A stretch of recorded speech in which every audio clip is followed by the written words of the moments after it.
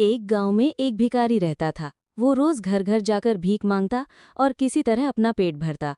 लोग उसे देखकर दया तो करते, लेकिन कोई उसके साथ बैठकर बात नहीं करता था। एक दिन गांव में एक संत आई।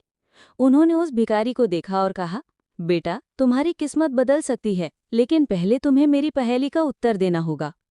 भिखारी बोला, महाराज, मैं तो अनपढ़ हूं, मुझे क्या पता। संत मुस्कुराए और बोले, पहेली?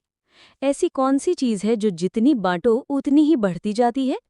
भिखारी ने थोड़ा सोचा, फिर बोला, महाराज, वो चीज है प्यार और ज्ञान। जितना बांटो उतना ही बढ़ता है।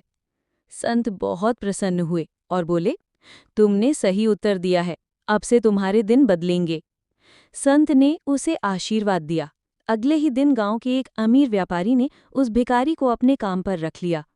धीरे धीरे वो मेहनत, ईमानदारी और समझदारी से इतना धनवान बन गया कि पूरा गांव उसकी इज्जत करने लगा।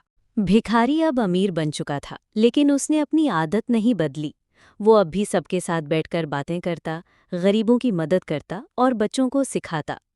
एक दिन वही संत फिर से गांव में आए। उन्होंने अमीर बने उस भिखारी से कहा, बेटा, अब तुम्हारी परीक्षा दोबारा होगी।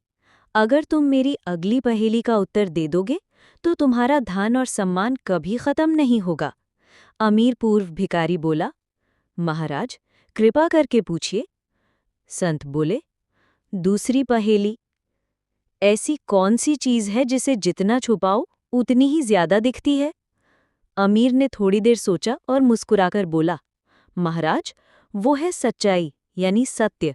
चाहे कितना भी छुपाओ, एक दिन सबको पता चल ही जाता है। संत बहुत खुश हुए और बोले, सही उत्तर। सच और मेहनत ही इंसान को सच्चा अमीर बनाते हैं। इसके बाद अमीर ने प्रण लिया कि वो हमेशा सच बोलेगा और मेहनत से ही आगे बढ़ेगा। धीरे धीरे उसका नाम दूर दूर तक फैल गया। अब लोग उसे गांव का राजा कहने लगे।